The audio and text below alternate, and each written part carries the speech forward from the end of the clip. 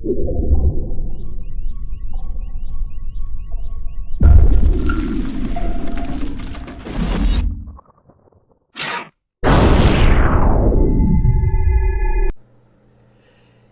today's video, we'll be talking about weightlessness. After watching this video, you should be able to understand how one perceives weight and be able to understand situations in which a person would be considered weightless.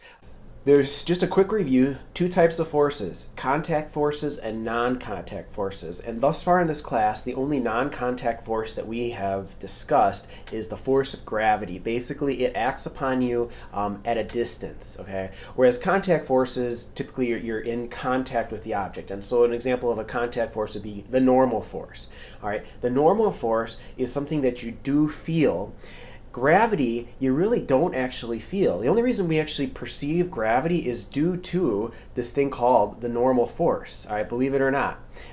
So that is the reason why we can actually feel gravity, is because basically, like I'm sitting on a chair right now, I feel the chair pressing against my legs, basically because the chair is counteracting the force of gravity pulling me downwards. Okay, so keep that in mind, because what this is leading towards, and where I'm going with this, is I'd like to talk about this thing called weightlessness. All right, and to be weightless, it doesn't mean actually that you lose all your mass. Okay, that's not the case. Okay, weightlessness is simply a sensation that is experienced by an individual where there are no external objects pushing upon one's body.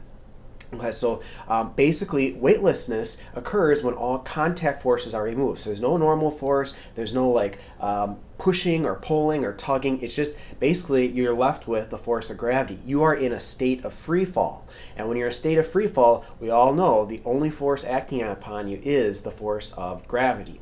Now, I've never been in outer space. I probably never will be in outer space, and I would assume you probably won't ever be in outer space. But you know, who knows? Maybe some of you want to be an astronaut. But where have you maybe experienced weightlessness before? Well, probably at an amusement park, believe it or not, would be a place where you may have experienced some weightlessness. So one example that I could think of with this is, let's say you're riding a roller coaster, and I don't know if you've ever ridden a roller coaster before, but if you have, let's say this is your car and you're going up this hill. You're going pretty fast. At the peak of this hill, here you are. At the peak of this hill, that says we. I can't spell it out very well, but that says we. Your body is actually moving in a direction that has kind of an upward velocity to it, okay? And the only reason that you actually stay in this chair and go down with the roller coaster as it goes along the track is probably actually the safety bar going across your lap, or the seat belt, or the harness, or whatever it is that's holding you to the chair. If that wasn't there, you'd actually just, like fly off that direction. For that split second, it's real short, you may feel weightless, that you're kind of like just floating in the air, because basically you're in a state of free fall. Another example is, I don't know if you guys have ever ridden the Giant Drop at Great America. If you haven't, it's an interesting ride.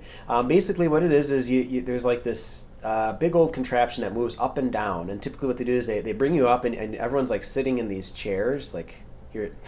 Here's this like really small person sitting in a chair, and basically what ends up happening is they bring you to the top, and I don't know how many feet up it is, I forget, but they all of a sudden drop you, and you fall for, I don't know, we'll say 400 feet, but that's probably too much. But anyway, you fall for some distance, and during that fall, you kind of fly or float up out of your chair, because basically the chair is falling freely under the influence of gravity, and so are you. So you don't experience any normal force pushing back on you. It's non-existent. The only force acting upon you is gravity, and you actually feel weightless.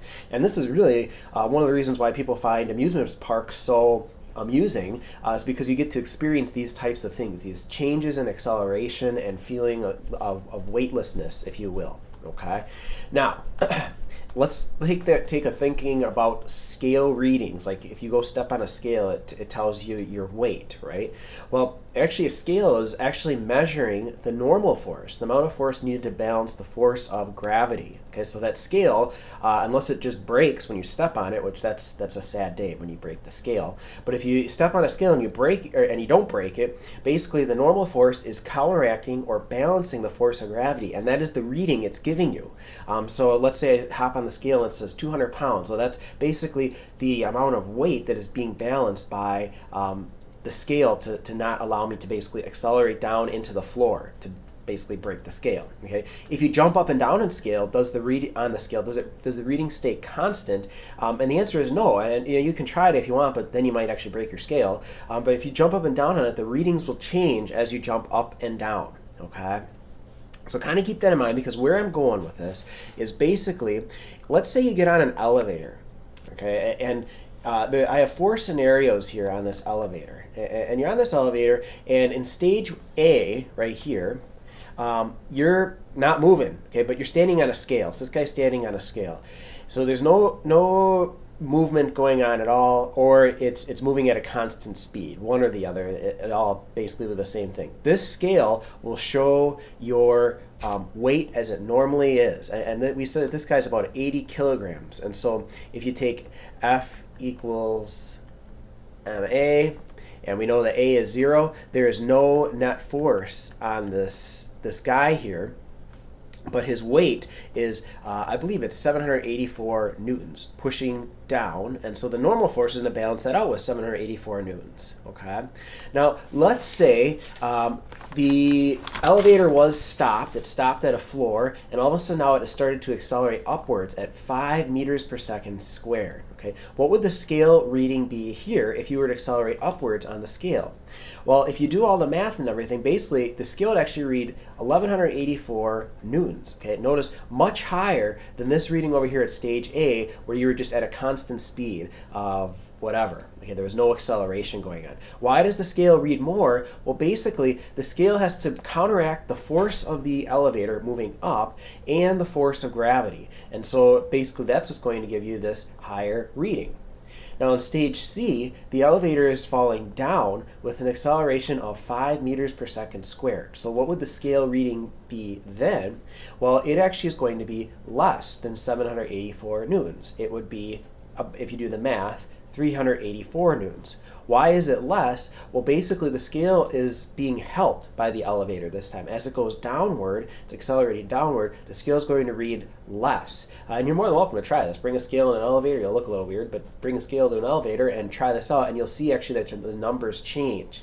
Now this is kind of a trick question, but what would the scale read in stage D, where basically the elevator has broken, oh dear, and it's falling freely to the ground at an acceleration of 9.8 meters per second squared? The scale would actually read nothing. It would be 0 newtons, because you and the scale are just in a state of free fall. This individual here, as scared as he looks, would actually be what's considered weightless. Okay, the only force acting upon him would be the force of gravity. Okay. So if you do get to be an astronaut and you go on the space station, basically the space station orbits the Earth and just stays in constant orbit around the Earth. If you ever take a look at pictures of them, things are just floating around in that space station. How come? Well, the reason why they're just floating around and the reason why astronauts feel weightless in orbit is because they are actually in constant free fall. Their bodies still absolutely have weight. Okay, it's not like it's a weight loss plan to go on the space station and then that you lose weight. They still have weight, but there is no contact force to actually perceive the weight. Everything on that ship is in a state of free fall. The pen, their cup, the chair, you, the whole 9 yards, everything in that spaceship is in a state of free fall, falling towards the Earth. Now, it never hits the Earth, because if you remember, we talked before that the curvature of the Earth changes with the spaceship falling down to the ground. So it'd be kind of like this picture here in stage D, the elevator. Just imagine that, like 24/7. You're constantly in a state of free fall towards the Earth, but you never actually crash and hit the Earth. Okay, so that takes care of this video. I will see you guys next time.